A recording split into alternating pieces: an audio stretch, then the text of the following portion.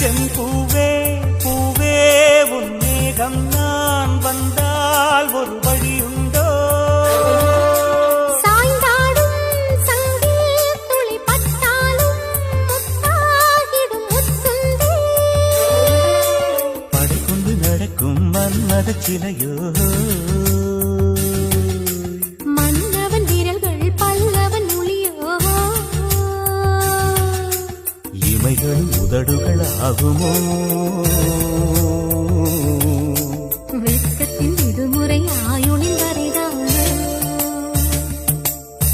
செம்பூவே பூவே உன் மேகம் நான் வந்தால் ஒரு வழி